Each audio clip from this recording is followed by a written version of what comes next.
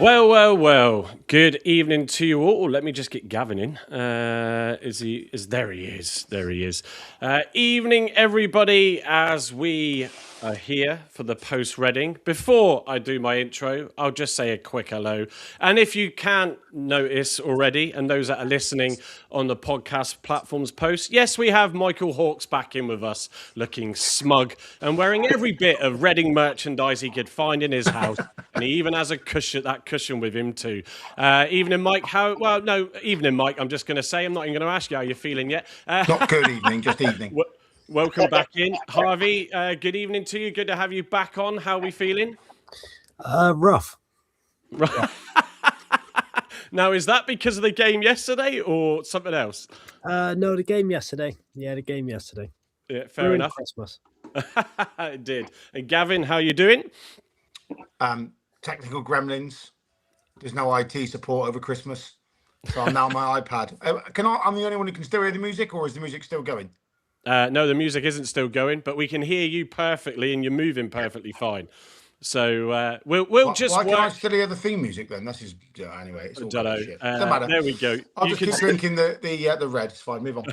You carry on. So, evening everybody, and thank you for joining us tonight. So, fresh off the back of a Boxing Day performance that looked like we'd eaten too many mince pies before kickoff, Reading delivered a 5-1 wake-up call that still rings louder than Mariah Carey in the supermarket. A 10-minute spell that sealed the points, and there was hope with Ameachi's brilliant goal. Then the penalty awarded soon after had us all wondering if the comeback might be on. But it was saved as the League One's leading strikers lights blew under pressure.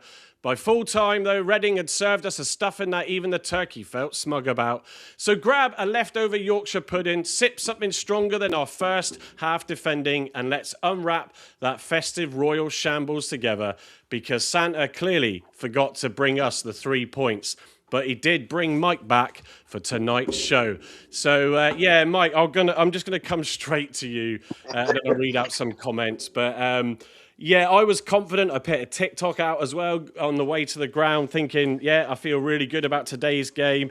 And I know, and we did say, don't get carried away with that Doncaster result. But we've always wanted to take these little presents where we can, because it's been such a poor season for both of us. But 2 big back-to-back wins for you in the end. Yeah, against 2 relegated championship clubs from last year as well, yourselves and Luton. All right, I'll have to rub it in. I'm sorry.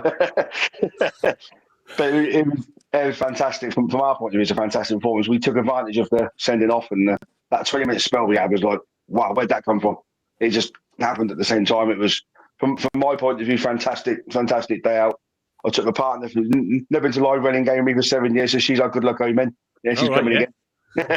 So, absolutely fantastic. And I mean, the atmosphere, like I said, at Home Park was fantastic.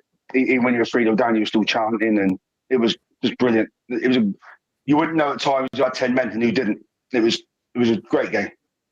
Yeah, no, I think. Excuse me. I think. Yeah, look. I mean, you must have thought, blimey, all our Christmases have come at once, and then obviously you saw Ameachi's goal, as I just referenced, then, and then the penalty, and you must have thought, oh no, this can't be happening. Yeah, if that penalty goes in, it's a totally different game. You either get a draw out of it, or you even go on and win it. But the minute it was a turning point. When he missed it, it's like, I still wasn't breathing good in the way, and I thought they'd still there. But when the 4th went in, that was it all over. But that penalty was the key point. Your penalty was the key point. Us getting the penalty didn't help you. Obviously, it ruined the game after 10 minutes. But you missing that penalty was like, that was, for us, it was like, right, we might get some out of it, because you was in the ascendancy. I think on top.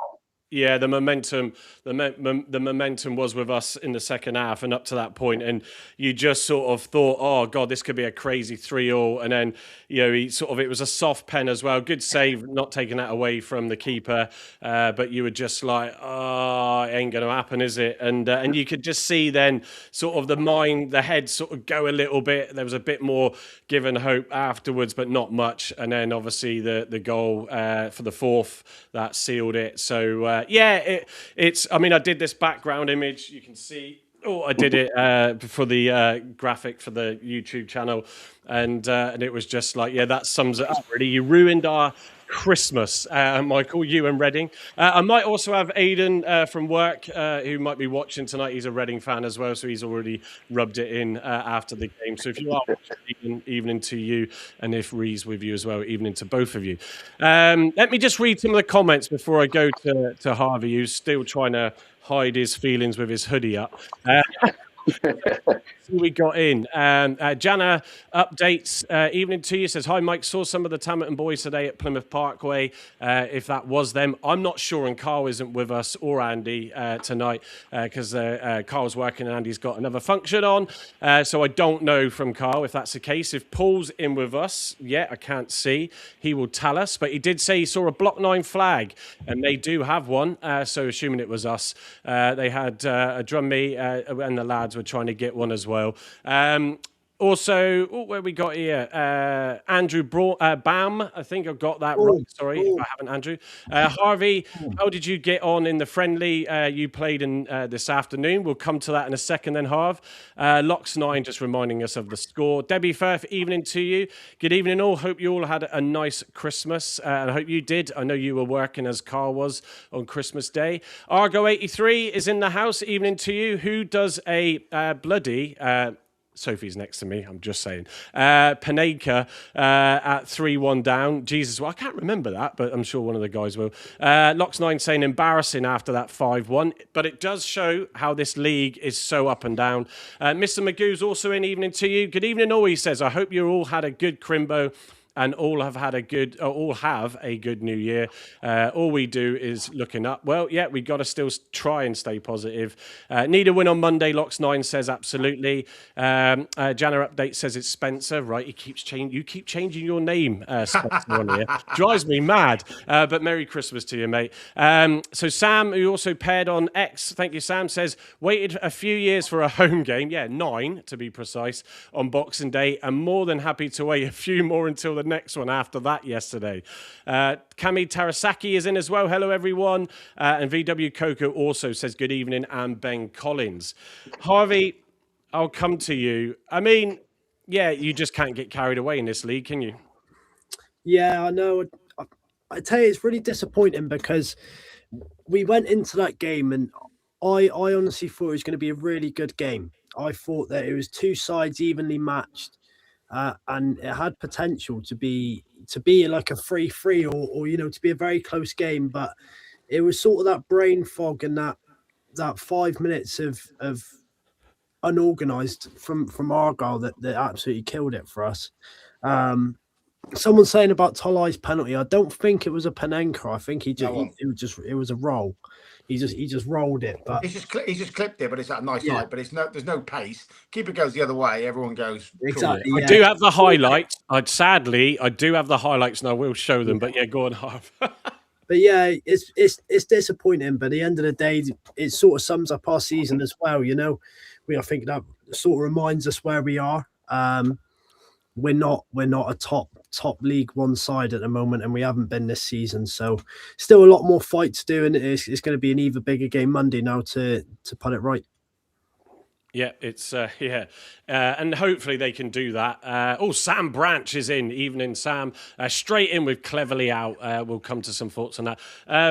Gavin, give us rubbing his hands together. Give us your thoughts initially. Well, all the money's gone back on to Hypnos, so I'm making a few quid that way. I can still hear the theme music, which is driving me nuts. I don't know why. Really? I have to log back in and out again in a minute. Fair enough. I'm actually upbeat. Go on. I can't hear a word I'm saying, but I can. Yeah, we I'm can. Go on. I know you are. I can't. I'll just text the wife and say, log on to the pod, see if the music's still playing. It's not. It's just me. But anyway, there we go. I'll log out in a minute and log back on again. I was really, really content with 60, 65 minutes of the game. I thought we had a brain fart for 10 minutes when we had no leaders on the pitch in the middle of midfield.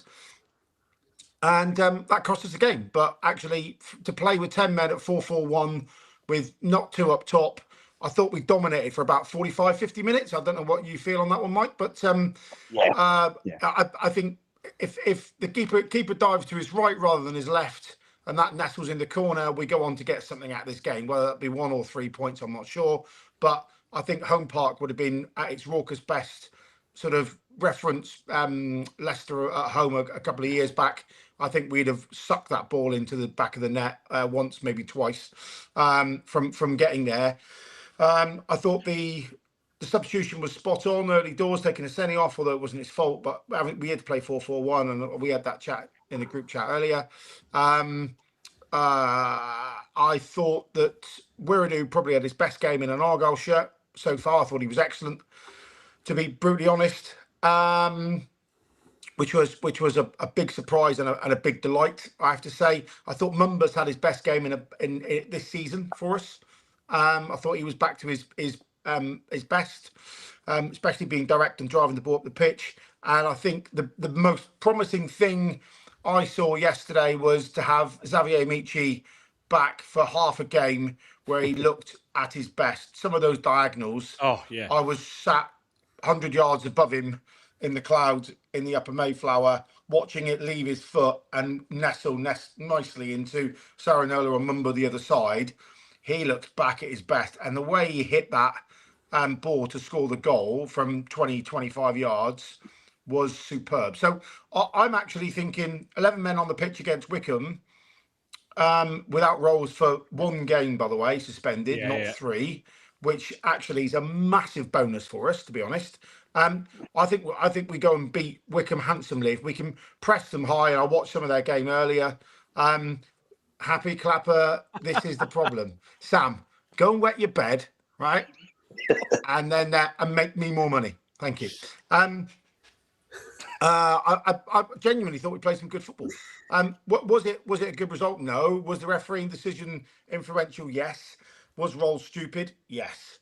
But yeah, I got a bit of sympathy for Tom. Cleverly, I think we've had some crap decisions this year, and I think that continued again yesterday. But why Rollsy's trying to do a rugby tackle like an under-11, start at the chest and slide down and tap his ankles when he's in the box, I don't know.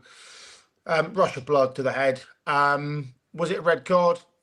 Probably on reflection, yes. I think it probably was. At the time, I was seething and said, no, it wasn't. And a few people who had never met me before in front of me learned some new words whilst in the top of the Mayflower. One of them rhymes with runts, but there we are. It is what it is. But I thought on reflection, it showed we were probably still a confident team, despite that 10 minutes of nonsense. If we can cut that out of our game, I think we'll be more than happy. A couple of new additions in for January, and I think this time this team raises up the leagues. I think what's also beneficial and positive is that we haven't really lost any ground on anyone above us. I know we're 20th now, but there's, I think, 11 or 12 teams between 3 points. So, you could be sitting 20th or 11th at the minute, and you kind of be there or thereabouts looking over your shoulder both ways. Yeah, so I'll go through some of the. I mean, Argo 83 has put all the positives up. I just laugh at that, reading them as I come to and where they. Let me find them back. So, he's basically just shouting out the stats in terms of worst defence in the league, worst home record, bar Port Vale, third worst XG in the league. Let's just, and to I think it was Spencer, wasn't it, in terms of the happy clapping comment. Look, not everybody on this pod will agree with each other.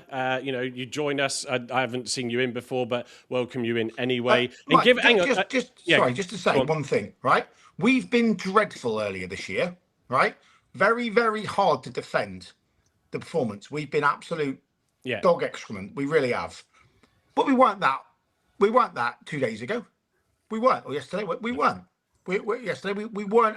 We did not have a bad performance. We had a shit 10 minutes where Reading went bang, bang, bang, put themselves out of sight. But we did not play bad football. And the fact, a Reading fan sitting there, I know he can sit there with the smugness of a 4-1 victory, but we outplayed you for 45, 50 minutes. Yeah. With 10 men. So let's, I'm going to give it a bit more context, because this is where I know most of us, and Gavin will agree, the frustration comes from, and most everybody else on here. And thanks to all those saying hello as well to Mike in the chat. And that is the penalty and that 10-minute spell. It's Argyle all over where their heads go. I didn't like the fact that Cleverley made the change straight away. We'll come to everybody's views on that. But because it's almost disrupting things straight after a guy, key player, well, for us in the past few games, gets sent off. So did I think it was a penalty? I've watched it back. I've got the highlights. I felt it's one of those where, as a player, if you feel someone on you, all over you, you're going to try and go down. I don't think he does drag him down, but I only watched it probably twice. We'll see it in a minute. Was it a red card? I think it was harsh by the letter of the law, and it's probably did it stop a goal scoring up and all that jazz. There was a lot of Argyle players on the line. Remember, it was a melee going on in the box as well at the time.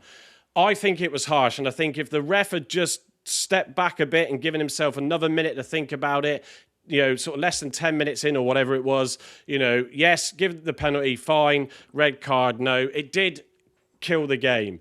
But it was that 10-minute spell from that goal where Argyle just collapsed. And in fairness, Mike, to you and Reading, you took advantage of the situation. You got us all caught and sort of wrapped up in each other and scored 2 good goals that gave you that 3-goal lead. And then for probably another 10, 15 or so minutes, you just made us chase shadows, for that period. We were running around, and I was like thinking, if this is going to go on all game, we're going to be knackered for come the Wycombe game on Monday.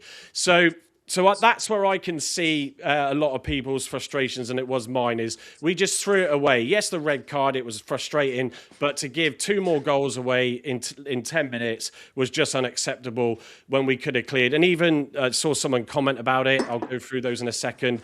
Mumba should have done better, should have just headed that ball out, not try and bring it down with a high foot and then lose it to the Reading player who goes on and whoever it was that scored for their second. So that was the cluster, cock up in that 10-minute spell.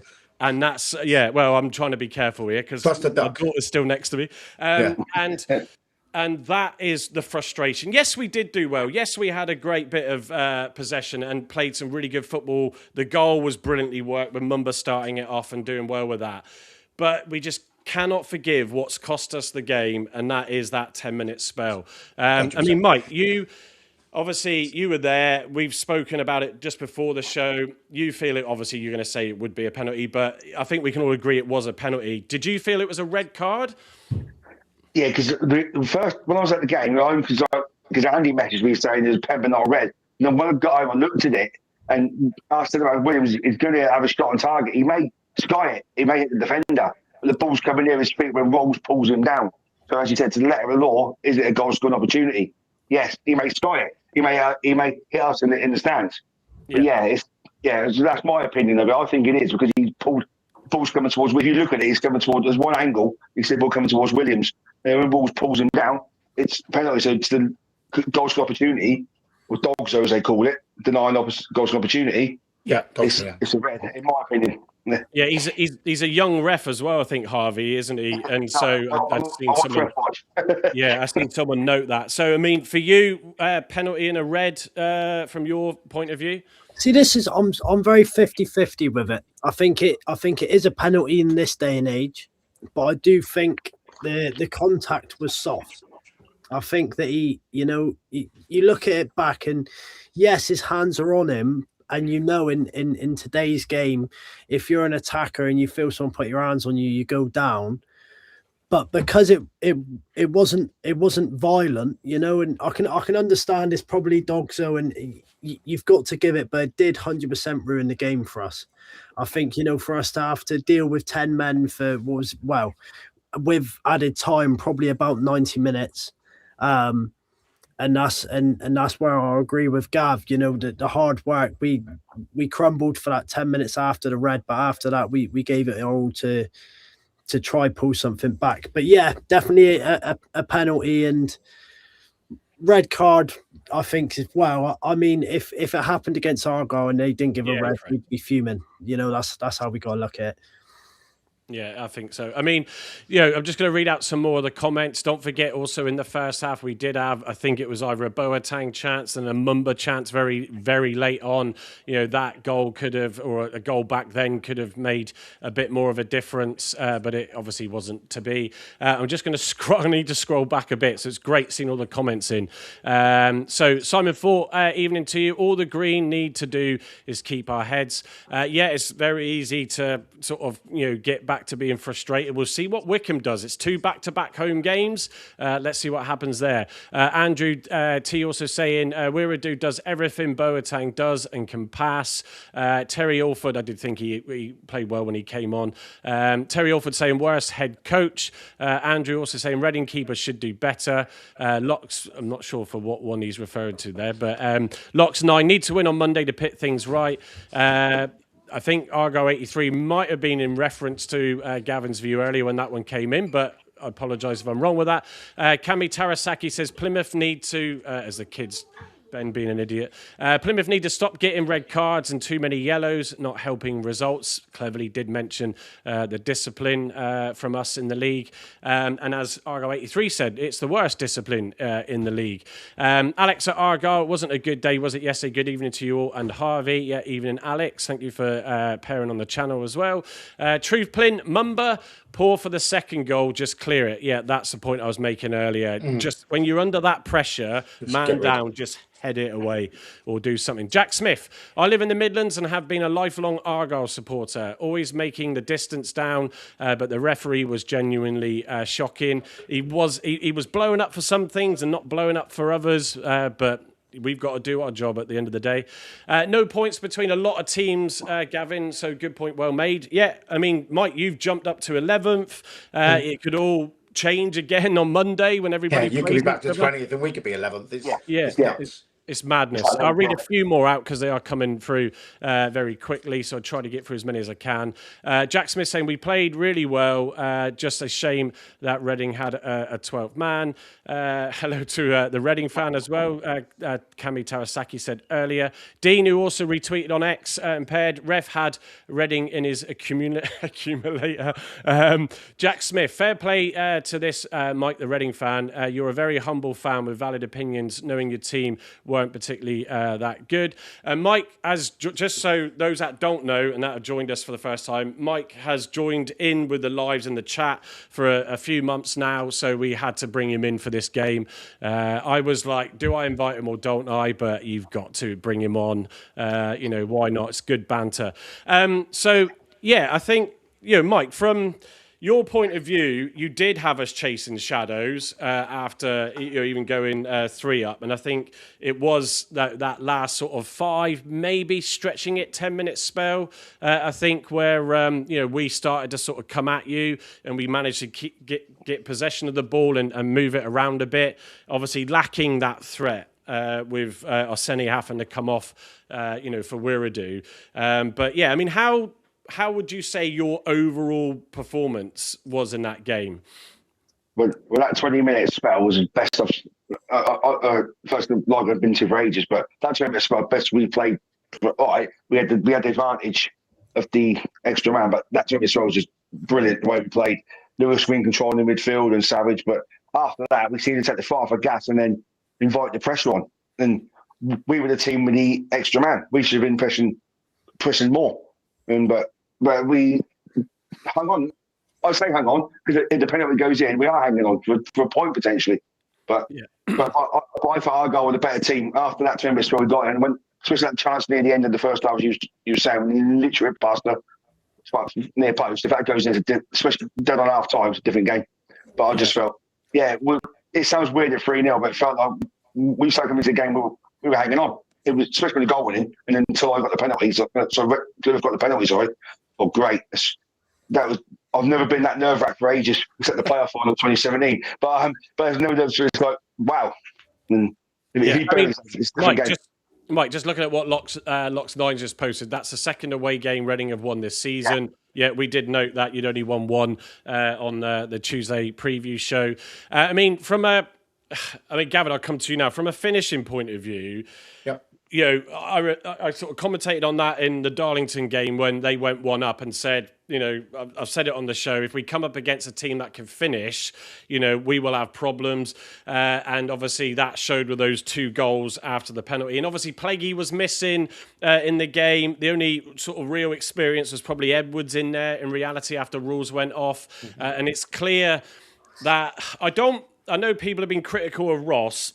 He didn't have his best game. I think he isn't too bad, but we definitely look more solid with Plaguey in there, and we just got to hope he can get back sooner. But yeah, it's the quality of finishing. When we've got teams that can do that and put it away, we've been lucky, haven't we, in previous games where the finishing's been poor and we've probably got away with it. I think we've defended better in previous games. Apart from the first goal where Saranola fell asleep against Doncaster, I thought we defended really well. The previous 3 1-0 wins, including the Virtue Trophy, we've defended brilliantly. I thought we held our with those 2 banks of 4 out of possession were very good. We were just a bit dull the other end. I thought our creativity was much better, especially second half with Ameachi on the pitch. What you lose with Ameachi though is Dale or Benarous's defensive instincts to get back and track back and make tackles, because he's a bit of a luxury player in the sort of in the Whittaker type mould. But my gut feel is if it was 11-11, I think it would have been a very good game of football, and I think one side would have won probably 4-3, something like that, if I'll be honest. I think it would have been a cracking Boxing Day sort of tie. But going back to the back 4, Mike, I'd say, Plaguey's the older head, he's a good leader. I didn't think Ross had a bad game, but he certainly was nowhere near his best. I actually nicknamed Alex Mitchell Maldini after the first half, because he sort of took on 2 players and laid it off. Suddenly, I think he nicked Plaguey's boots, because he suddenly had a great touch with his right and left foot and was playing passes like I've never seen him before. And I completely outshone his defensive centre-half partner in Ross. So if we can get Plaguey back for one of these 3 games coming up, or 1.5 of these 3 games coming up, I think we'll be in a much better position. But I think that the heads were lost. I noticed someone's thing saying basically if Manti had Dangley, she'd be my uncle, and that 10 minutes did cost us. Yes, it did. But I think the Argyle, where we were all screaming for the head coach to go and the chairman to sell his shares for 50p in a Mars bar and leave the club, and all the other bedwetting that went with it, came when if we'd been in that mindset, we'd have lost 5 or 6-0. Yeah. Maybe more, right? And it had been complete capitulation. The guys would have been booed off at the end, and it would have been an absolute horror show of a Boxing Day. Yeah. But this new team, they play well through the thirds. The patterns of play for our very quick transitional goal for Ameachi was superb. Boateng's weight of pass was great to get high up the pitch. I think it was Mumba, off memory, I've seen the highlights, who got the ball to him really quickly, and Ameachi in space didn't try and tip it in the box and flick it around the keeper. He just put it on his left peg and whacked it home in the top corner. So we did, I think our pattern to play when we had the ball and we were confident, and I think this is it. The old Argyle confidence would have lapsed. We'd have got walloped. The confidence would have sucked out the team. We'd all be biting our nails come 5-3, or sorry, 7:40 on Monday night, going, oh, here we go. What team's going to turn up? If we're low in confidence, to go 1-0 down, we're going to lose 2 on the bounce. This team, I thought, were really confident, which is why I'm probably getting called a happy clapper tonight. But I thought patterns of play were good. Defensively, we were better until the 4th goal, but by then it was kind of stretch. But going forward, Ameachi I thought was excellent. Mumba I thought was excellent. The 2 holding midfielders, Wiradoo and Boateng, I thought had very good games.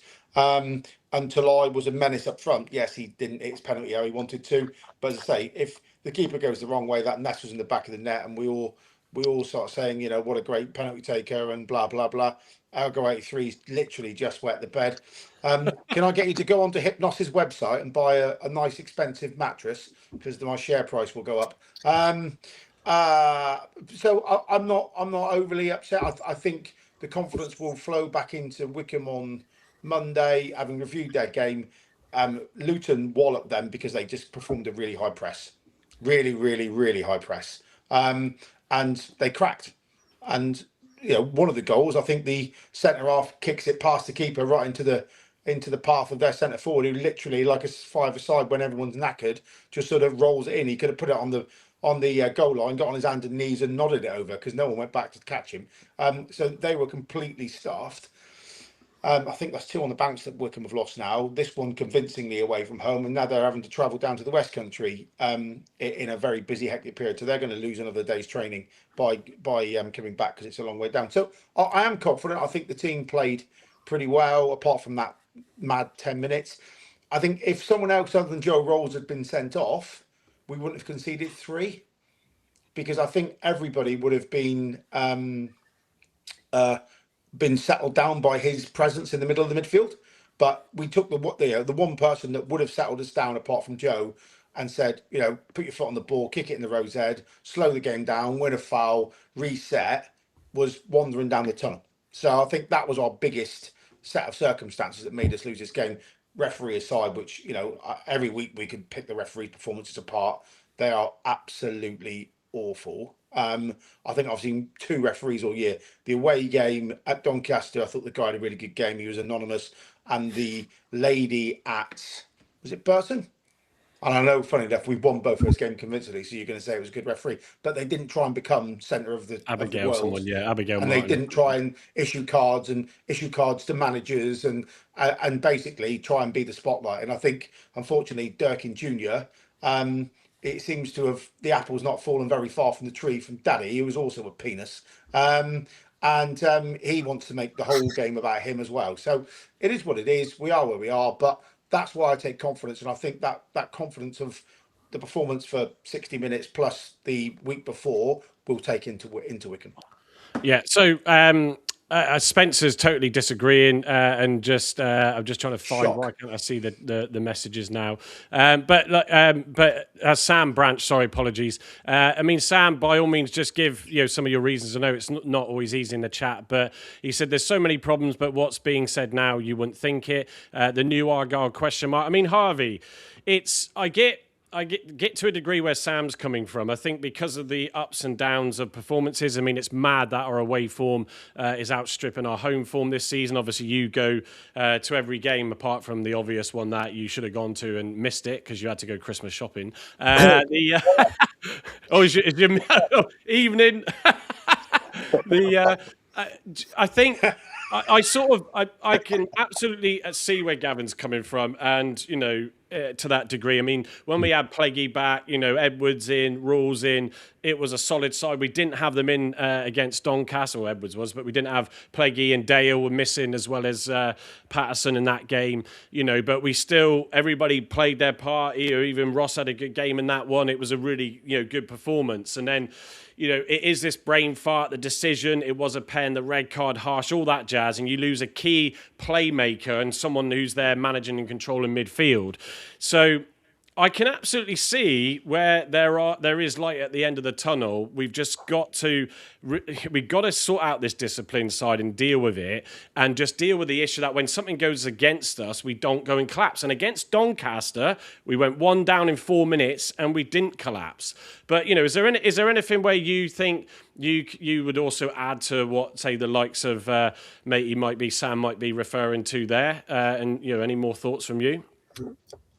I don't know really, because you can look at this Argyle side and you can look at the differences we've had from last season's relegation, and you can look at the similarities, which is, the team isn't confident enough.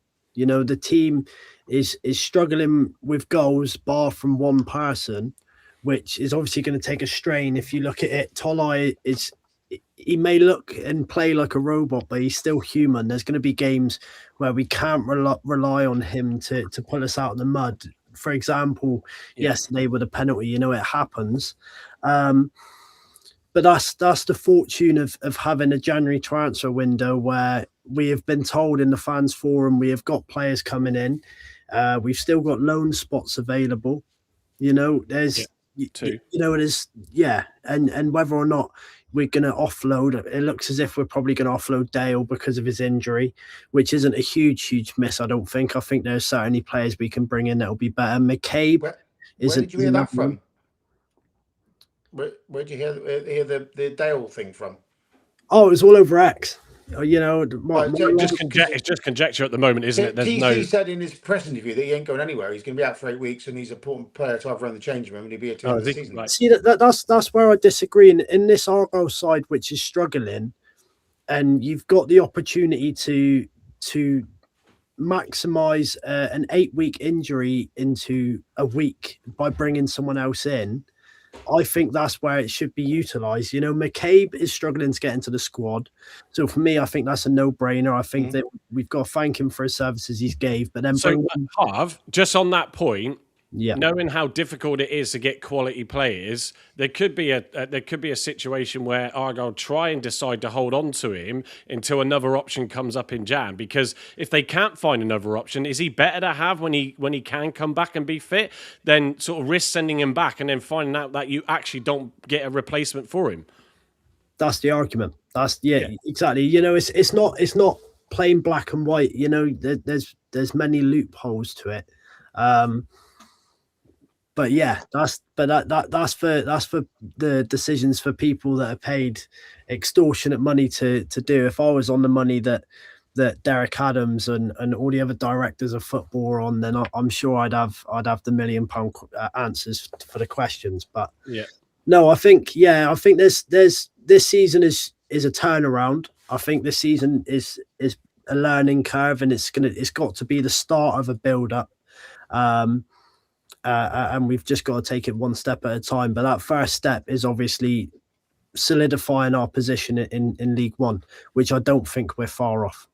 Yeah, I'm just going to read out a couple of comments. Sam, I'll disagree with you on this one, saying Dale isn't good enough. I don't disagree, though, with Alex's point that he said, I think, the other day as well. Dale has got great pace and passion, but no end product. But I do feel that with the way Aseni and Tolaj were playing and the way that made such a difference, we showed Aaron Kuzak's analysis after that Doncaster game. You feel the likes of Dale can get more involved when you've got two players up front that can run off each other and create space and create chances. So again, we're probably not seeing that end product because our end product at the top hasn't been, Tolaj aside, hasn't been great creating enough for them. Jade, we did confirm, I did try and pick my finger up when you gave the comment. It's only a 1-game ban, thankfully, for rules is sending off because it wasn't violent conduct. McCabe, I think, would be one that would go back. Benarous, is he on loan or did we sign Benarous? No, Benarous is ours from Bristol. That's what I thought, Suits can go. I think he's just saying Argo 83. Suits can go to Mumba, Hazard. And I'll come on to Hazard in a minute. I'll read a few more comments and I'm going to show the goals for all of us suffering apart from Mike on the screen here. And I think we do have another Reading fan in. Did I see that? Goat Boy said you ours. You ours, yeah. So you've got some company with you tonight. What else have we got here? Jack Natmanu, hope your little dog that you got, it seems over Christmas, is doing well. Very cute indeed. Reading were good for 10 minutes, he says, and that was it. The rest of the game was all us. I'd give them a bit more than that, 10 minutes really. But they made us chase shadows and they finished their chances. That's all you need to get your 3 points. Locks 9 took a Senny off. Yeah, I want to come to the guys for that one after the goals. But I didn't get that either, said Jade. I was a bit, why has he done that so quick? Right, let me show the goals and we'll get a good angle of the penalty as well to see it again. And we can suffer for the next couple of minutes while I roll these. Whoa. So a bit of a melee going on here in the box. There it goes, across goal. You can see rules there. We'll see the replay again. Very happy in his decision immediately, the ref, with a red card. It's a bit quick, I think. I think he doesn't think about it. No, correct. And there's 2 players on the line as well. I mean, that's got to be mitigation, I think. But you can see him there. He has got his arms around his waist by the looks of it there. But for me, it did look like he shoved himself down. But I'm not denying you're going to get those, and they're going to get given. Yeah, there's not enough contact there for me. I don't think he pulls him down. But you're going to get a penalty for that. Good finish as well, in fairness.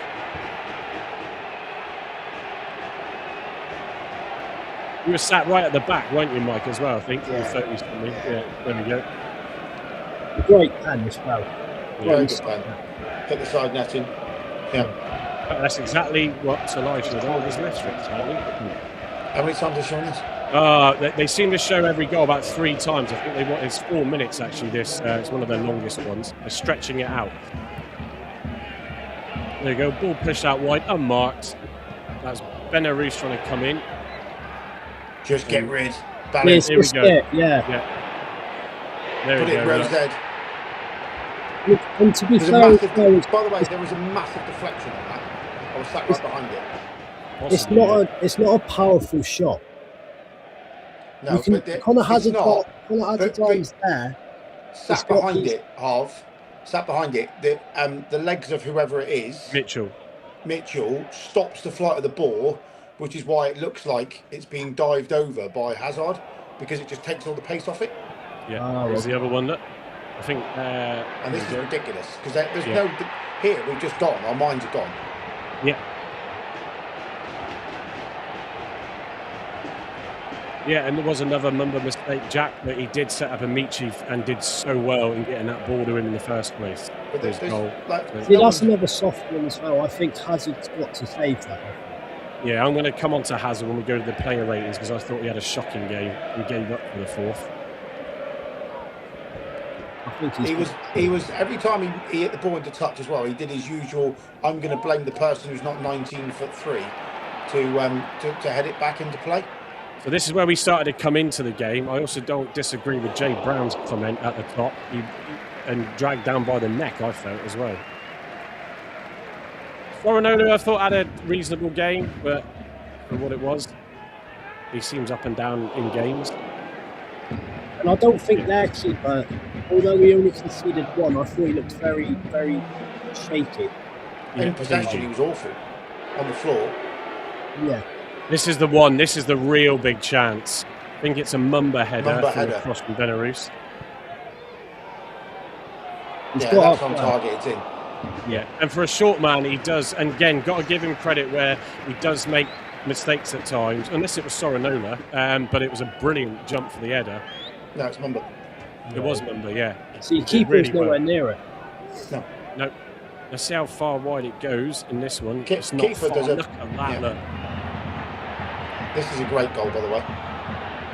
Threads this perfectly, and then just bang. And Mike, you were saying to me the keeper does get his hands to it and pushes it into the corner from what he's seen his end. So there we go. He's hit that hard. Yeah, hit with some venom. It was a brilliant ball from Mumba to Boateng. Mumba actually, what it doesn't show, just to pause it here a second, what it doesn't show is the way Mumba gets the ball out of defence from, I think it was a corner, rides a challenge, rides a challenge, and then feeds the ball to Boateng, who then beautifully crosses it to Ameachi. Do you know the big key point there for me? Go on. We left Tolaj on the halfway line when we had a corner, which dragged 2 of their players up. It meant we could transition. Yeah, most times we've got 11 in the box, which makes no sense. Yeah, no, I did see that happen in the game. Yeah, you're right. Right, here we go. This is the Mumba penalty. Which again, linking up with Boateng, and we said it on Tuesday after the Doncaster, the day after Doncaster game, where Boateng, Mumba, Sorinola all linked up really well.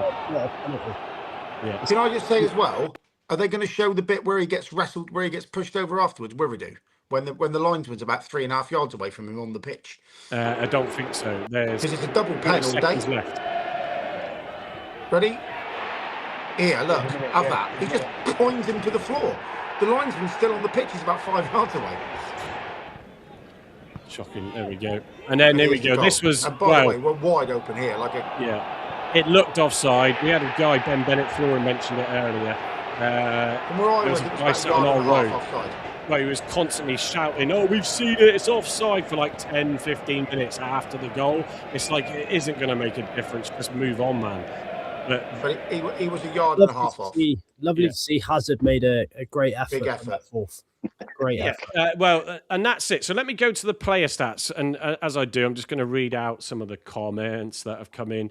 Where we go. Typical soft penalty. Jack Knappman saying he backed into rules and hit the deck. That's where I just think he did make the most of it, but you are going to win penalties for that. Although Tolaj, when he was wrestled down from the neck, didn't seemingly get his. Locks9 saying, look more like the Reading player falling backwards. Andrew T saying it's a pen and a red. If you go by the letter of the law, you wouldn't argue with that, but feel the red was harsh. Andrew Bam saying definitely a penalty. Simon Fort, defending should be goal side, not behind, ball watching. Another Mumba mistake. Obviously going in for their second. Yeah, he should have dealt with it, but heads all at sea again, and others could have done better in amongst those goals. Argo83 saying, is this a Reading fans podcast? Yeah, exactly. I said to Mike, we're just, with him being on, with him dedicating so much time to the show, checking in and watching in, we'll give him a bit tonight. So Ben Bennett saying, also good to see the Reading fan in here.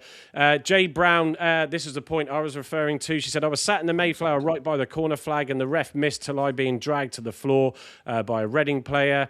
Alex at Argyle saying the third goal is horrendous. What is Ross doing? Yep, 2 chances to really deal with it. Mumba's and then Ross's in those goals, sadly not dealt with.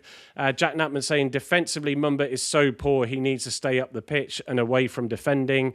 What else have we got? Alex saying Hazard is so bad at home park. We'll come to that. The Soul 68, good to see you in. Mines have gone. That's a problem for the manager to sort out. Argo 83 saying I'm an Italy fan and we play Northern Ireland and I can guarantee Hazard has a blinder in goal for them. Like that. I'm going to come then to the match stats, the player stats, as we like to bring you on the show. Hazard with a 5, I think that is, not a 6. My eyes are letting me down a little bit. Hazard's a 5, yeah. Yeah, Sorinola 5.7, Mitchell 6.6, Ross 5.9, Edwards, who had a great game, 7, and tried everything to get up the pitch. Mumba 6.5, Rules obviously 4.6 as he got sent off early on. Boateng 7.2, just edges Edwards there in terms of the best score for Argyle.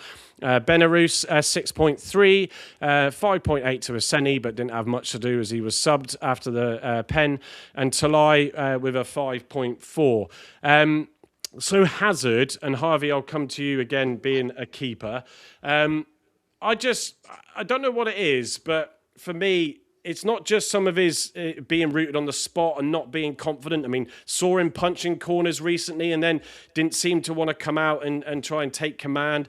And then when you need that quick transition or turnaround of play, I could even see Mumba and Mitchell getting annoyed with him in the second half because he just dawdled distributing the ball. And that's where I just think Hammond has better distribution at this moment in time. I think you can't argue that one or the other is better as a shot stopper because they're both been hit and miss. But I think distribution-wise, on the turnaround, when you're down to 10 men, that's where someone like Hammond, I think, does a far better job than Hazard. Yeah, I feel personally that Hazard's lost interest in the club. I feel certainly for the past couple months, quite regularly, if you see his body language in warm-ups and in the game, he often looks quite slumped. Like you said there, he's very slow. There was a bit in the second half where he had the ball at his feet, and I think it was a good 6-7 seconds. I'm pretty sure it was either 3-0 or 3-1. And yeah, I just feel like he's not really interested. There might be things going on though. Obviously, he's a human, not just a footballer. So he might have family problems. He might be missing home or something. You don't know. But I feel like it's definitely something going on with Hazard, and whether or not he needs a move for a fresh start to regain confidence or whatever. Maybe he believes that he's able to be in the championship. He's a championship keeper. Yeah, there's that. You don't know. But for Ashby Hammond, I feel like he's probably licking his lips, waiting for an opportunity. I feel like he deserves one. Yes, he's made a few mistakes this season, his biggest one being against Bristol Rovers, but every keeper makes mistakes, So yeah, I wouldn't be surprised if we did see Ashby hammered in that in the coming weeks. Yeah, I find it hard to sort of see that they will change a goalkeeper up. I mean, I just was laughing at the question that came in saying from Simon Fort saying, would Hazard get in the Reading team? And Mike shaking his head. I mean, from what you saw of our goalkeeper, Mike, what's your initial thoughts of him? He's poor. But you see the guy he's poor, and obviously coming on these things, he didn't seem to be the best. I mean, yesterday he was. I thought our keeper's distribution was bad for errors, but watching him, and we had players taking our goal kicks with him, with our goalkeeper, but he didn't look comfortable at all, Hazard. He didn't look comfortable at all. Even when he first came out for the warm-up, he just, as Bobby said, looked disinterested. And he just seemed like it, because obviously you were training that end. The fires, well, he just did not look interested at all. But yeah, he did look poor yesterday. And I mean, maybe he could have taken three of the goals, maybe. The penalty, obviously not. No one's going to save that penalty, but I think the other three, he could have easily dealt with it better.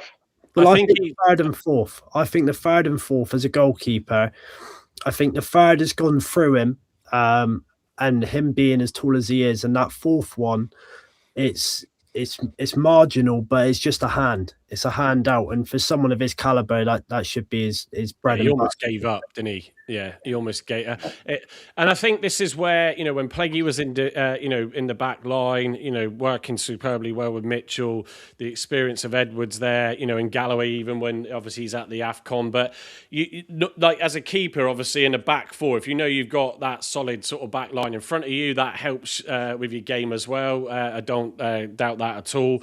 And then when you haven't got that and there's mistakes going on, he was right to blame. I mean, for Mumba and Ross not dealing with it better, let alone, I mean, as Gavin said, there was the odd deflection on one, but I think it's just he just seems to want to point the blame elsewhere. Whereas I think the back line, when they're unsettled or they're changed up again, is they need you to command your area so that they feel that they're not having to look over their shoulder and worry what might be going on behind. And I just want to see a bit more of that. I mean, Gavin, he might want to think that he's in the Championship, and I can sort of understand that. He's maybe frustrated. I'm not saying that he isn't acting the professional, because I'd never say that on a player that going out there to try and do that, because it won't be helping his cause if he does want to get into the Championship again. But I mean, is it time, Gavin, to give Hammond a chance again? I think so. I was Hazard's sort of biggest pom-pommer for a long time, but he just.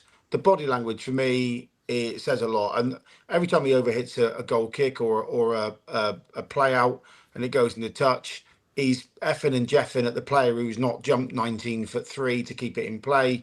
If he misses a player with a kick out, he complains at the player for not being in the right place.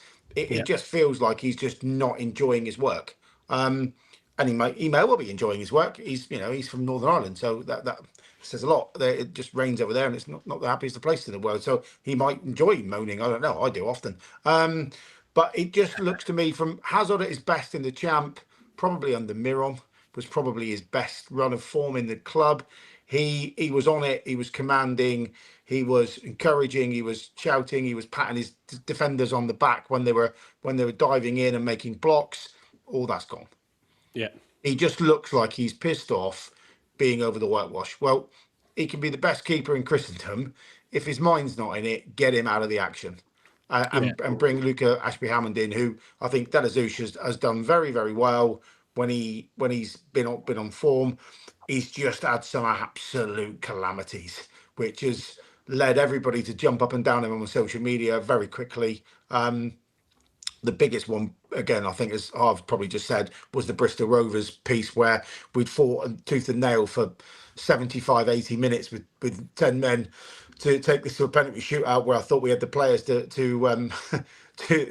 get us over the line, and he throws one in the back of the net in the 94th minute, which in the pissing rain. Yeah. Did he want to do that? Absolutely not. But his distribution, I'll hark back to the women's game here. So their keeper, Cull, has probably got the best feet in the club. She's brilliant. I've said to the guys behind me, I'd love to chop the middle of her shins down to her feet off and give them to Hazard because I know she'd probably be upset because at the end of her career. But her distribution with hand and feet is excellent. She plays like a sweeper. We don't have that in Hazard. Do we have that in Ashby Hammond? Yes. I think as well, Gavin, and I want to wrap up on Hazard because we've got to get through a fair bit still, but it's almost when you've got a Senny and Tolaj looking and doing what they did against Donny, and you just think if you can get that ball out quicker with a Benarous, getting involved and getting better Ameachi, and better with Mumba, Boateng, Sorinola linking up as they seem to be getting themselves together and understanding each other, then you've got a better chance of catching teams out, haven't you? Andrew T saying, never agree with Gav so much. Offer a lie down on my dry mattress. Alex at Argyle saying Peterborough mistake is on Hammond, cost us the game. Jana, we have no one to replace him, keep him in. Hazard's time is up. There's a fair, apart from Jana, there's a fair few that are in agreement with us tonight. Moving forward on that back line, Ross was another one that came up with criticism, seen from the comments earlier and some that I read out about him stepping off and not being strong enough, with players chasing him down and not being great at winning headers. Harvey, do you want to give some thoughts on Ross's performance for you? I think Gav alluded to it earlier. Yes, he didn't have the best game, but that wasn't the worst game we've seen for him. I think that it's a rough one being the centre half in a poor side with Argyle because you're often in the firing line. I thought of Mitchell a few weeks back. But I think Mitchell's a great centre half. Mitchell had extenuating circumstances at the time. In fact, his mother was about to leave us. So, I don't think I would probably have played my best football if my mother was on. No, that's very true. That is very true. But I do think our best centre half in the club is Pleguezuelo. I think that he's head and shoulders above everyone else, if I'm being honest. But with Ross, I do think he's a good centre half. Yeah, I think he's a good centre half. Yeah, is he? I think he did well in the Doncaster game, but it didn't amount to much yesterday. But again, if we'd have not had it's a big swap for him, isn't it? It's a big league jump, and we've seen it especially last season with Al-Haj and Beidou, where they've swapped from international to the English league. And yes, the Championship is a lot better quality, but they struggled. And I think possibly we're seeing that with Ross. It's a big change. It's a culture change for him, and it's going to take some adjusting. I think if we're in siege, which we were for periods when we got 10 men, you need Plaggy and Mitchell, right? But I think if you're controlling a game and there's let's say 25-30% of the traffic that you'd normally get when you're under siege, Ross and Plaggy are probably the best two footballing centre halves we've had for some time, because Maxi was okay, but he was a bit bud and thud. Katic was the biggest bud and thud merchant I've ever seen. Whack it anywhere, a bit like Mitchell has been, although he is refining his skills very, very quickly. And I'll say the way he took on those two players in the middle of the park yesterday and then sprayed it wide, I was like, hang on, what's going on here? Who's Nick? Whose boots have you put on today? But I think if we're say we win 2 of our next 3 and we're now pushing on the playoff place and we're confident we're dominating teams with more possession, I think Plaggy and Ross are the 2 standouts. If we're under siege, I'd put everything I have on Mitchell being there, because he puts his head on everything and kicks it away and does all the dirty, hard nonsense that a good centre half does. Ross less so, although he still heads and wins a lot of his headers. But I think he likes to bring it down, look up, and make a pass into the midfield forward, which when you're under siege, you haven't got that time, have you? You just need to get it away. So I think he lost out in his physicality. I think, was it Wickham where he got bullied? Wickham away, where we got in the league, where he got bullied and conceded a goal from a header at the back post. Possibly, yeah. No, Wickham away in the league, we won 1-0. Oh, sorry, no, was it in the FA Cup back post where he got bullied out the way? Then Harvey, you were there, I wasn't. Yeah, But there was one game where I just thought, oh, come on, you're a centre half, you can't be thrown aside like a rag yeah, I doll like think he it is. was. I think it was. But I don't have Sam Dan's memory, so I might it's all there. Yeah. But for me, I think Ross is probably technically our best centre half, and he's got height. Pleggy's probably our best all-round centre half, but he's only 5'11" on tippy toes or whatever he is. And I think Mitchell's our best defender. So you're got to manage the workload of those three. Such can play there. He seems to be being suited more at right back. But I think if you've got those three on rotation for the rest of the season and they stay fit, we'll be better most weeks than we're not. But it means we just can't have these stupid lapses where we go down to 10 men and all the other stuff that goes with it. And that's what's our downfall at the minute. I don't think it's one player in the middle of the park. I think, you bring Pleggy back into that side on Monday night with Mitchell, you'll see a difference, but Pleggy will need to have his workload managed, so Ross will slot back in. I think they'll be fine as long as we can keep 11 players on the park. And when we go down 1-0 down, if we do go 1-0 down, we keep our heads like we did at Donny. So just Accidental Pilgrim throwing an interesting one in there. Good evening to you, mate. Good to see you back in. Do we think Pleggy's angry knee is code for he's been sold and we don't want to risk a payday? Well, we'll find out sooner or later, won't we? And also just answering, I think it was Alex's question on who's conceded the most goals. It's Hazard on 19, Ashby Hammond on 18 in the league.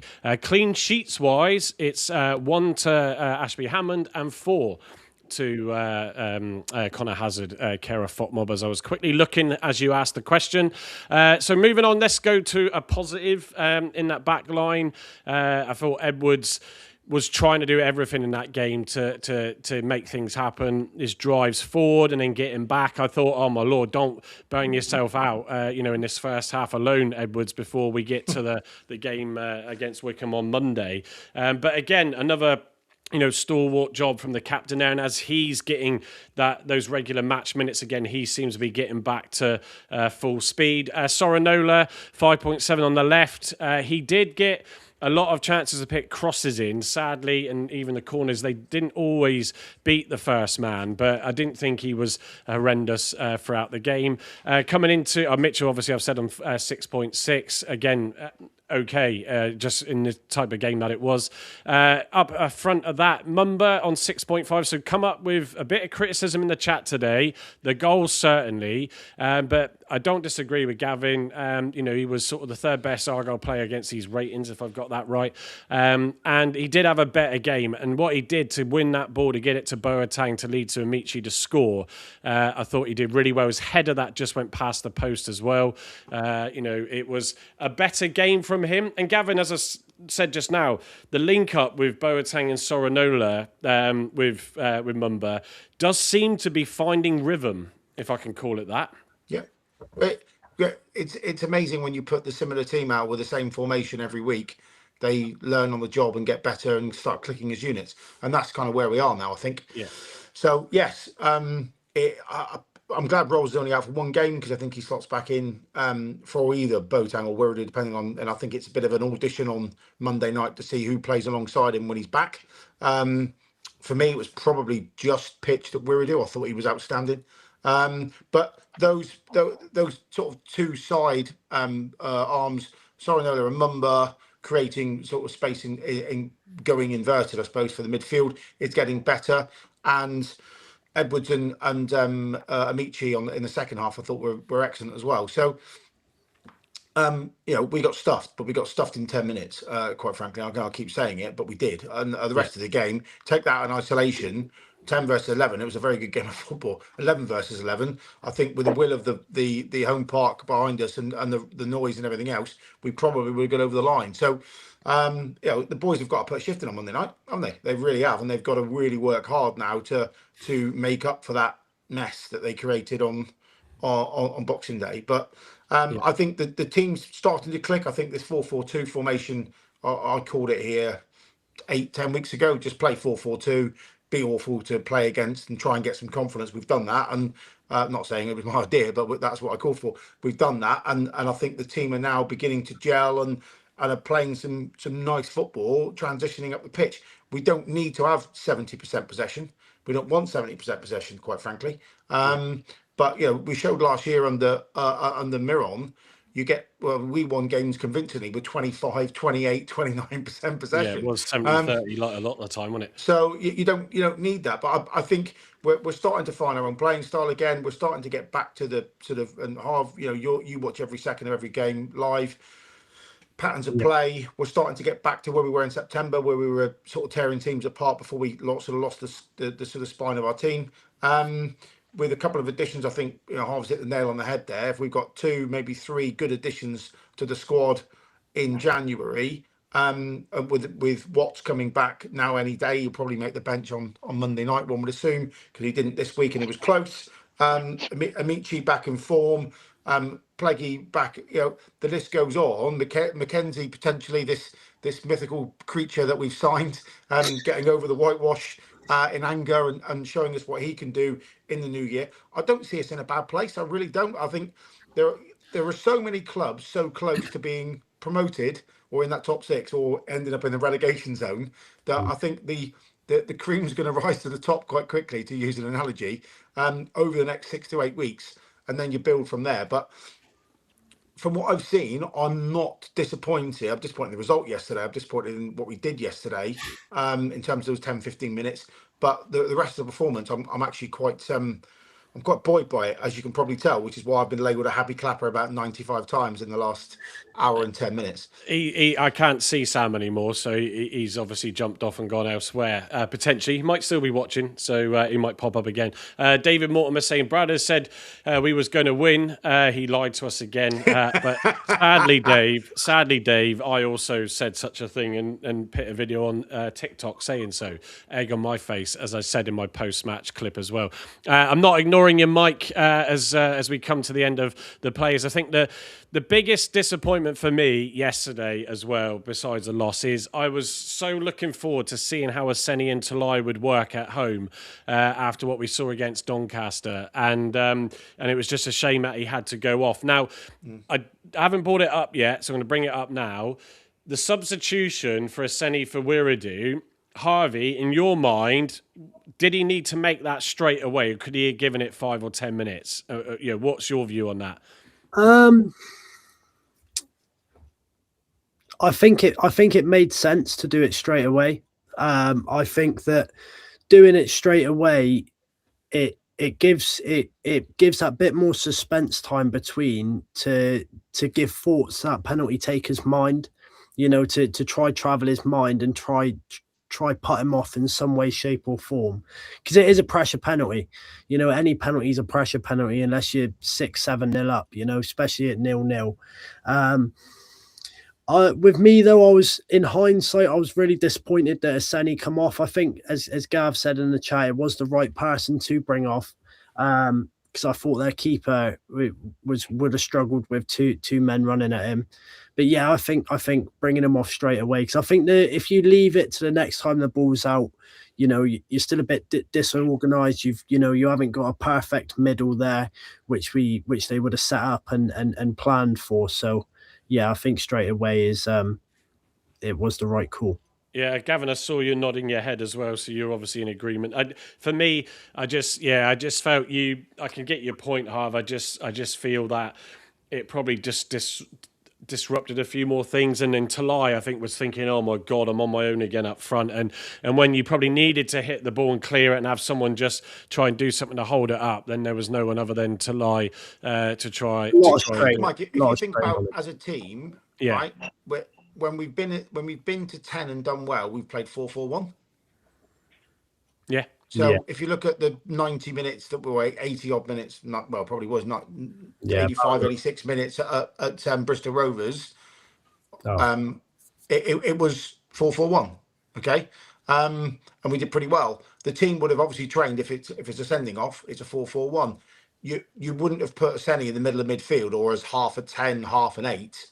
We needed two holding midfield players because we said to Mike on Thursday night, or Thursday night, whatever the two days before the game was, Tuesday night, thank you, that Savage Jr. And Will, what's his name? Sorry. Lewis Wigg. Wigg, sorry, I was going to say Wills and Wigg two are probably the brightest centre midfielders in the division, right? And they proved it. So if you'd had someone who doesn't play holding centre mid in that role, we'd be stuffed. They'd have run us ragged. Yeah, so I think it was the only decision we could have made. It wasn't the right decision for, like, everything that the game plan was. But as TC said, after 11, 12 minutes, the game plan's ripped up and you start again. Yeah, there probably is that. I don't know. For me, I was just like, just see what happens for 5 minutes. But I get it. I'm not one on the tactics side, as I've always said on the show. But so yeah, that's why I wanted to ask the question to you guys. Mike, I'm literally going to flash it up, and I'm going to get you to pick out one player because I'm not giving you too much time on this. So your player stats, Wing was, as just mentioned, there was your star man at 9.3. Right score for Hitman, your star man of the game. Yeah, he was definitely scored 2, set up the Marriott goal. And yes, it was offside. He set up the Marriott goal because he had 2 goals and an assist. But also Marriott had an assist as well. So I think that was our 2 best players. Our weak point was down our left side with Gerald Dorset, who was a centre-back playing left-back. And I got to expose that more. But yeah, but it was that squad for Lewis Wing was, yeah, I'd say that's right. That's all I'm giving you. Before everybody in the chat has get out from doing it. He ran the game, didn't he? Wing ran the game. He was class. Oh yeah, he's brilliant. He's brilliant, Wingy. Yeah. So let me bring Gavin back in. So top stats on the game. So possession wise, yeah, fairly even in the end, but 56 to Reading, 44 to Argyle. Expected goals, obviously XG. Have you seen XG like that, Mike? Well, maybe against Luton, I don't know. 3.06 to Argyle's 1.14. No. We just make it above 1 again. Total shots 8 to Argyle, 21 to Reading. Wow. 2 shots on target for us, 8 to Reading, 3 which obviously were goals. Big chances, 1 to us, 4 to Reading. And possession, accuracy of passing, 81% to Argyle and 84 to Reading after they, for most of that first half when they scored, were getting us to chase shadows throughout the game. I have got Tom Cleverley's post-match. I'm just going to run that for you now. I do want to talk about that chaotic period. You've been a player. I don't know how many times you've been in that sort of situation when it feels like every time a team goes forward, it feels like it's going to be a goal.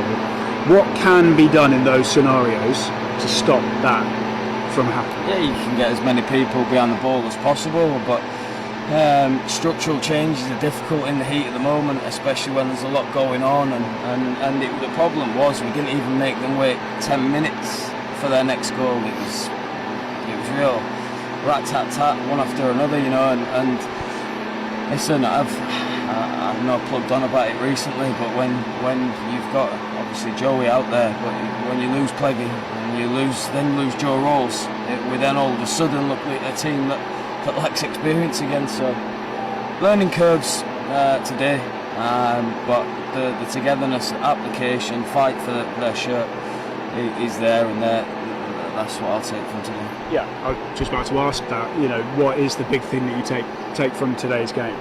Yeah, absolutely that, and we've got quality in our team with Zav coming back, and that I'm talking about obstacles. Our lack of creativity and threat was one, and we scored 5 goals last week. Could have scored 3 today, and so that is, like I said, the final challenge is this place, and a group of players in there that deserve a little bit of luck as well. The amount of, I think that's 6 red cards for, 2 against, and 2 or 3 penalties for, and 7 against. So it'll turn.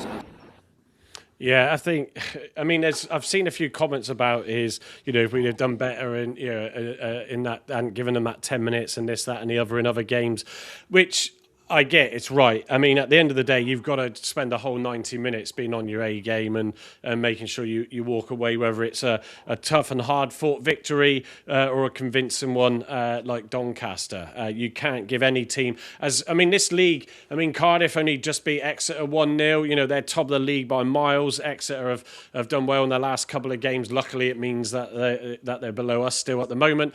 But that is how up and down this league is. So you've got to be on it for the majority of the time. Mike, as you know, you could easily go from being in that 11th, like we just said, in a matter of a couple of games, you could be back down and in amongst it again. It's that league, isn't it? Yeah, it's that tight because we got Peterborough on Monday and they had they won the last minute yesterday. They're flying, but yeah, as you say, we could be 17th, 18th again come New Year's Day when we play Burton. So it is that tight. So yeah. Or you could be in the playoffs. I mean, that's that's not sort of discount that. Andrew T saying red cards and pens against have nothing to do with luck. They don't. At the end of the day, whatever we think of the penalty, you don't put your arms around a player in front of the ref like that. Locks 9 saying ref gave him some beers to drown his sorrows in reference to Kami Tarasaki's was cleverly drunk. He sounds it with the hum of the mowers going on in the background. I think his important point, Harvey, is that togetherness, the way the lads did try and come at it, try and get something back in the game, did fight for the badge, which we've not seen fully when we've gone a goal down and they have literally collapsed, and it's been embarrassing. I mean, I know a lot of there was a good chunk of the fans that did walk out when the third goal went in and it was tight. But I think the final whistle and the fact that the fans appreciated that the lads did try and get back into it, frustrating 10 minutes that it was, as we've all digested. But that is good to see at least, because if we'd have been lacking that again after that result against Donny, you would be even more worried. And I think that echoes Gavin's point and a few where we said tonight, where that's where you can see that light at the end of the tunnel. And that was a good showing in the end. Yeah, 100%. I think that certainly there was an Argyle side this season that after the third goal went in the space of that 10 minutes, they collapse, they crumble, and that game finishes 5-6-7 and we don't get a shot on target. I think that on another day we win that 4-3 if we take our chances, with the ones we've seen. It's a difficult one, and you've got to give credit to Reading because they come down with a game plan and they executed their chances. And sometimes, as a football fan, you've just got to admit that, football, there's a winner or a loser, or both teams go with a point, and it's as simple as that. Yeah, I'm just laughing at Argo 83 saying, shows how far we have fallen with fans clapping at a 4-1 loss at home. But it's better than Argo 83, seeing them fall to a 4-1 loss and absolutely just down tools and not care. I don't think they were clapping the result. I think they were clapping the effort. Yeah, they were. He's taking the mickey, isn't he, with the crying out laughter emoji. But I'm sure he is from that. But that is my point, is that we did see some fight come back from them when they were down to... Mike, just something else someone mentioned earlier about Mackenzie saying how much did we pay for him? Oh yeah. It was nothing. So his contract expired at Aberdeen and he came to us on a free. So he was a free agent. Just to let them know. Yeah, it was Kami Tarasaki, I think, that asked that question, if my memory serves correctly. Let me just accidental pilgrim agree, and no one was clapping a 4-1 loss. So let me just go to Wiradoo, who in the presser they used the clip from. He wasn't pitch side interviewed, and you can hear Chris Errington ask the question. So let's roll that one for you now. Just try and find some consistency and certainly need to start winning some games at home park, because that's not happened really. Yeah, that's our main target. We've kind of conquered the away. We're not where we want to be 100%, but we've managed to, that cloud over us away, we've managed to blow that away.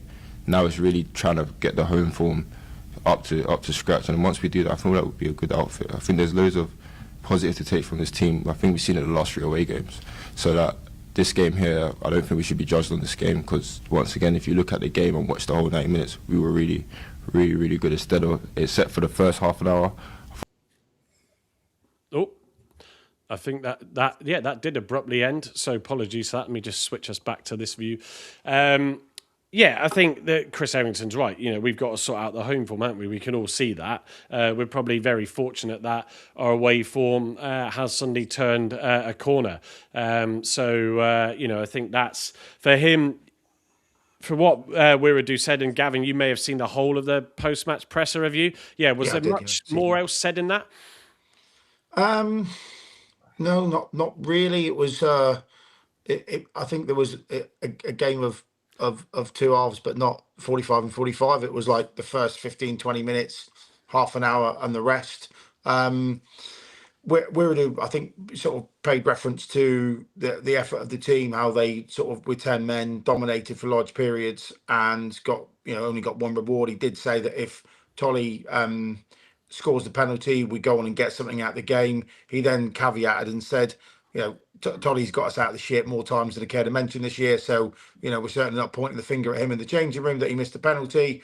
It's one of those things, blah, blah, blah. But no, it was sort of run of the mill press conference, really, off memory. And there's only one interesting thing where I think Chris Harrington went a little bit hard at TC, which I think is right to do so, to be honest, saying, you've been booked again, haven't you, Tom? So, is this now becoming unacceptable, your behaviour on the touchline? Which I thought, oh, okay, fair enough. But it's true. I mean, he and he did say, look, I'm first put my hand in the air, but he said that 3 or 4 times already. I've got to control myself better on the sideline. It'd be better to let Nance or the goalkeeping coach or whoever it is to bellow at the fourth, not him. But he just can't help himself, can he? It's like the inner Roy Keane rips out of him from all those years spending time in the changing room with him, and all of a sudden he's giving a volley to the fourth official about how crap his colleagues are, and he can't help himself, which I kind of get, because I'm a similar position, I have to say, sat about 70 yards above him.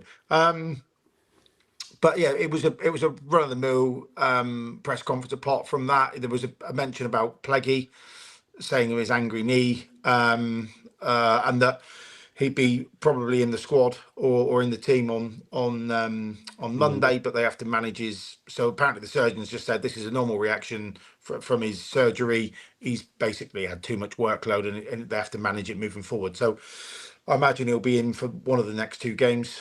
And apart from that, it was quite run of the mill, I suppose. Yeah, I'm just seeing Simon Fort's comment at the top there. What about what Cleverly press conference? To me, he seemed happy about the game, and you could see it in that clip there. I think he is, because of you can't win, and we haven't shied away from that 10-minute spell of that cluster. Fuck, Sophie's now in bed. So, but sorry if anybody else's kids are listening, because that's what it was. But it's very much a case of then what happened after that. And like we just said, our heads would normally drop, etc., and we wouldn't do well from it. So we've got to just, he's seeing the light because he's gone through a hell of a lot. Alex Argyle asked us earlier if we're cleverly out or not. At this moment in time, it has swung a bit. I think, Derek Adams has made that difference. We discussed this the other night. We won't run over that again, but I think we can see stuff happening. And to note the comment about Wiradou saying he looks like he wants to leave, I just think that's his natural persona in the press conference. So, but I think he has come on and shined a lot. I was quite supportive of him early on when it wasn't going great, but when I know everybody else was against me on that, and I could understand and see that. But when he's come on recently, I think he's been really, really good in there. I mean, Harvey Wiradou, has he one that sort of started to impress you? Yeah, I feel really bad for him. He's certainly there is a good player in him. I feel like he got far too unlucky with his start to the club. But I think it's very funny, very interesting that if you play a player in their natural position, they naturally play well. I think us chucking Wiradou at centre half, where at Fleetwood, I think I'm fair in saying he was more of a deep midfielder, a holding midfielder, and we chuck him in there yesterday, and he was one of our better players. Definitely, as Gavin said, it was his best performance so far of the club. But yeah, I feel like I would start him on. I'd start him on Monday. I would start Wiradou. Yeah. Again, when he's playing in midfield, that's where he can be. Yeah, he has got that adaptability, and we've had to lean on that, or cleverly has, and that's then sort of shown some of his weaknesses. Obviously, the penalty, I forget the clubs that we play against because my memory's like a sieve on that. But yeah, there have been those sort of silly decision making at times, but we could say that about a few players. But So he said in the press conference, they asked him about, you're playing midfield now, and are you enjoying yourself? And he said, yeah, because that's my position.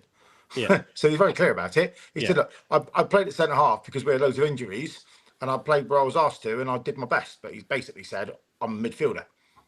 Yeah, no, Which is right. and that's his that's his favoured place. But unfortunately, with the injuries, we've had to use players in positions that ideally are not their favoured one. Nicholas G, bring on Wickham to pit things right. Evening to you, mate. Yeah, absolutely. Debbie Firth saying another good watch. Thanks, guys. Roll on Monday. Fingers crossed by everybody. So yeah, thank you for coming on. Paul just confirming. I forget who it was at the very start of the show before we went live. Asked so someone did see the flag, Paul, at a Parkway game today. So I'm guessing one of the lads took it down there. It's a brilliant flag, actually. They had it at the Christmas party, and I get one done for my background here as well. We've also got Accidental Pilgrim saying we need to provide a dummy fourth official for Cleverly to batter during the match. Well, did anybody see that thing? You stick to your desk and you can punch it in anger. Yeah. Advertised for Christmas. Maybe we should get him one of those. Get one of them, send it to the Yeah, club. exactly. Yeah. So I'm just checking what else I've got on here. I don't think there's anything else. Or not. I have got Harvey's video, but he's on with us, so we won't play unless you think it's worth me playing it, Harv, for tonight. I mean, we've had you in, so I can't remember what I said. No, there we go. Well, we'll leave it because I'm conscious we're running an hour and a half in nearly now, and we're about to wrap up. So, Mike, thank you for joining us again tonight, yeah, it was one of those where one of us was either going to be smiling, the other wasn't. It was obviously your day on Boxing Day. Any final words from yourself? No, it just thanks for having me on twice. I'm glad I wasn't too smug. Going too smug. I've enjoyed it. So, as a Reading fan living in the Plymouth area, obviously I look out for all your results there. Good luck to you on Monday against Wickham. I hope you win every game now, except on March 14th. It's 4 days from my birthday at the Select Car Leasing. But other than that, yeah, it's been fantastic. And I'll back in the comments now. And yeah, fantastic. Thanks for having me on. And good luck for the rest of the season, guys. Yeah. Thank you. We'll see you on the return leg, Mike. Yeah. Exactly. Yeah, absolutely. And he will still join us in the comments. Definitely. So I'm going to go because Gavin's just reminded me I did have some extra bits. It's the lineup. So while that loads, Kami Tarasaki says, I'm off now. Good luck, Reading. Bye, everybody. Simon thought, hi, Harvey. I'll be looking for your vid on Monday. Cheers. Paul Bailey saying they were there as a team at Parkway, hence why the flag was there. Ben Collins saying you guys are so much more positive than Argyle Life. They are clashing and gone live with us at the same time tonight. So thanks for that. But we're in our regular slot on a Saturday night. But anyway, but no, look, everybody's going to have their views. Like we've been critical where we've needed to be critical. But there you go. So yeah, quickly fire through your lineup then for Wickham, Gavin, for us. So I've put Pleggy back in the back four. Otherwise, it remains the same. Kept Hazard in goal, but as we've gone through this pod, I'm now actually thinking probably a change to Ashby Hammond. I don't think TC will make it, but I actually think it might be interesting to throw him in and certainly get the ball moving up the quicker from transition. I've started Ameachi on the right wing. I thought he was excellent for 45 minutes yesterday. TC said in the press conference that he'd be ready to start now after those useful minutes. So he has to start for me. Boateng and Wiridu in the holding midfield, who I thought were excellent, to be honest, for the time they were there. Boateng, good assist. Wiridu, I thought had the best game in the shirt, as I said. I've kept Mumbo on left wing. I thought, apart from a couple of defensive lapses, which you're going to get, because I think if Sorinola plays there or Benarouz plays there, they're all not particularly gifted in the defensive department. So you're much of a muchness, but I thought he drove up the pitch really well and unlucky not to win the header and score, but his ball at his feet, turning and driving up the pitch was much better. And then I obviously kept Aseni and Tolaj in the top two. So spine of the team is strengthened with Pleggy back in the team. Weakened slightly in the middle by Rolls, although I thought we were doing a good game, and it would just be nice to see the top two at home, wouldn't it? hopefully for 90 minutes, so we can keep 11 players on the pitch, and have a right go at Wickham on the high press, who I thought Aseni and Tolaj are both very good at. They were completely outdone by Luton with a high intense press. So if we can replicate that, someone said 6-0. That's probably worth a fiver. It'd be typical Argyle, wouldn't it, to lose 4-1 and then win 6-0 a game later. And also, I think this team have probably got the bit between their teeth. I think they're a bit pissed off and a bit angry with how things happened a couple of days ago, because it was all set, full house, for them to have a beautiful afternoon and get a glorious Boxing Day. And I think they feel they'll let us down. So I think they'll come back with a vengeance. And that positivity and that confidence, I think, is still there. So that's the side.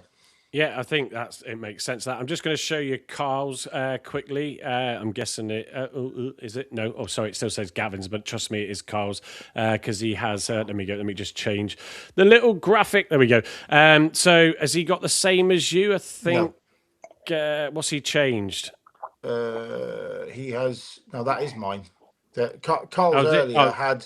Oh no! Yeah, hang on. I know why. At left midfield, not Mumba. He did have. Hang on, let me just get the image up because I didn't download it and upload it. I should say. I think that's his. It's going to be refresh any minute now. Yeah, so he's put Ashby Hammond in goal. So there's Carl's thoughts on that decision. Edwards, Mitchell, Pleggy, Soranola are the same. Ameachi, Wiradou, Boateng, Benarous instead of Mumba, and Tolaj and Aseni up front. So yeah, so it's the Mumba and Benarous changing, isn't it? Is the difference. Harvey, what are you saying between those two lineups? And what do you think your score prediction will be? Oh, I'm not the person to ask for score predictions, it's the dad. But yeah, no, I see that both of them lineups I'd be happy with. I think Benarous is a cracking player, but I don't think he's got 90 in him. If I'm being honest with his track record of histories. So maybe starting Mumba and seeing how it goes and bringing Benarous on, or you vice versa it. But score predictions: 4-1 Argyle. 4-1 Argyle. And I'll tell you scores as well. I'll tell you scorers. I reckon Tolaj will score, guaranteed. I reckon he'll score a penalty. I reckon Ameachi scores again.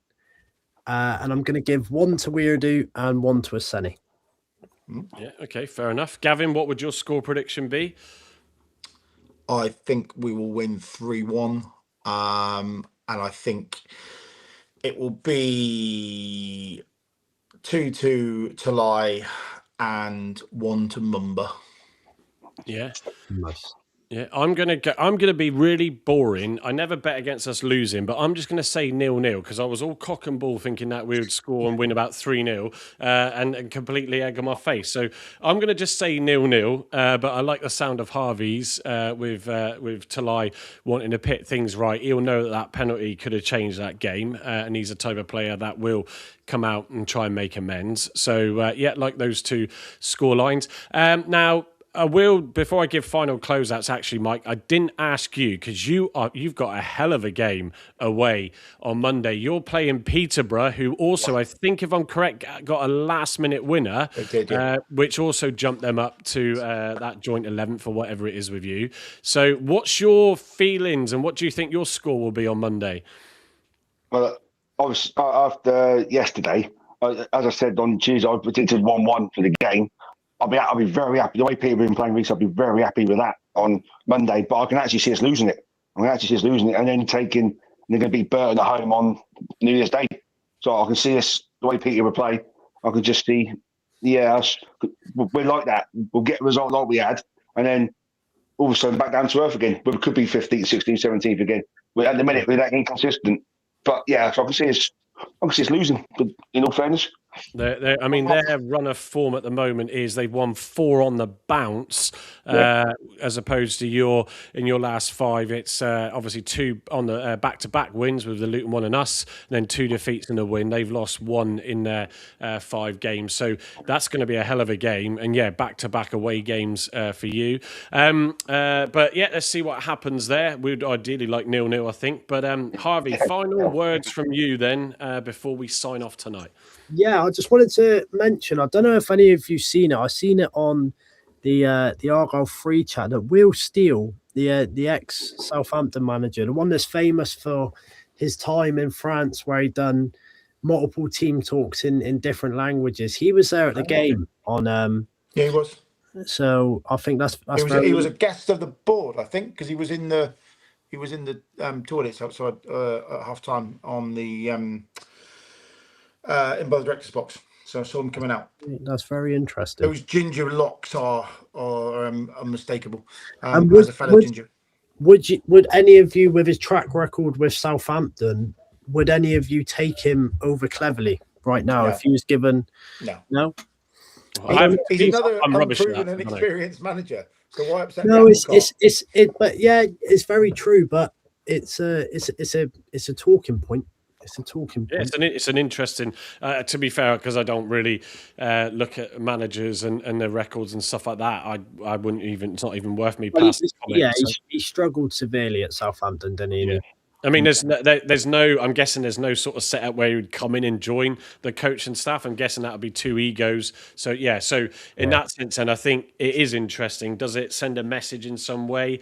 If you're Cleverly, I'm sure he would have been told, but it's a bit of an odd one if he is. It may well be that he's eyeing up a League One job and he's doing some scouting of the league, and he's been invited by the board to come in and watch the game because he was there with his wife, I think, or certainly his other half. I don't know if he's married.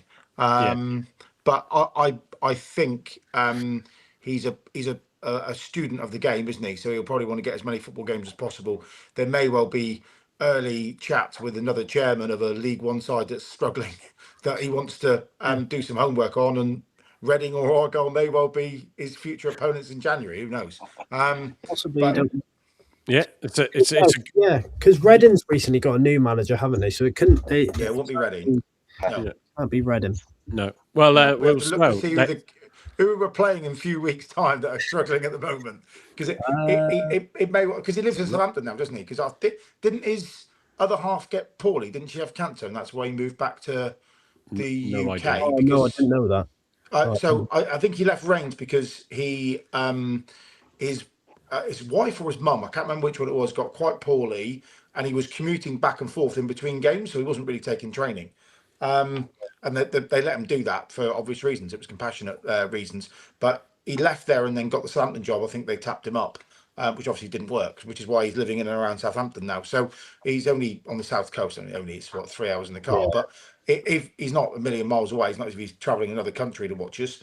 It wouldn't surprise me if he was having early chats with another League One club at the moment, and he's looking to sort of see as many games in the division as possible to get a feel for it. That would be my guess. Yeah, well, look, let's. I'm just going to, before I come to Gavin's final thoughts, and then myself, Ruby and me saying, will Peppel be better off starting the game with Tolaj? He's better with his strength and fight. You've got to focus on Tolaj and Aseni now in every opportunity that you can, in my view. They were class at Doncaster together. Yeah. Locks 9, 2-0 to Argyle, and also Aseni's been brilliant when he was standing in for Tolaj on his own. Simon Fort saying 1-0 if we keep our heads. Alex at Argyle going 1-0 to Argyle, going for Owen Aseni. Accidental Pilgrim saying, what's on the bench? It'd be good to see him back on. Finn was also on the bench, an unused sub, but it was good to see him back in there. Jake Hillman saying we should have gone 4-3-2 instead of taking Aseni off. Possibly. He was there with his bird. SM10 said to the Will Steele in the ground. Locks 9 saying win on Monday. We could be level on points with Reading or Peterborough and level on points with Wickham. Lots to play for on Monday. Yet it's still an open league. That's for sure. And Bolton, I think, is Andrew with a sticky out tongue emoji in relation to where is Will Steele eyeing up. They did get a win as well, didn't they? I think on Boxing Day. 10-0 Argyle 83 is saying Argyle get the goal difference even, baby. Final thoughts quickly then from yourself, Gavin. Argyle 83 is now in his happy clap mode. I like to see that. He's changed his bed sheet, so he's nice and dry now. Yeah, he's just changed. He's got a mattress topper now with rubber. He'll be fine. Look, I think we'll make a big statement on Monday night, I think we'll come out the blocks pretty aggressively. I think Wycombe are probably pretty shell-shocked from getting an absolute 4-0 drubbing on Boxing Day away at Luton. I think they lost the game before as well. I haven't checked FOTMOB, but I think they did. I'll have a quick look. Yeah. They were flying for a while, weren't they, Wycombe? Because they changed the manager. I think they were absolutely flying up the league, and I think they were 3rd or 4th in the form table over 10 games. But now they've hit a bump in the road. Let's hope that we're the continuation of that bump in the road.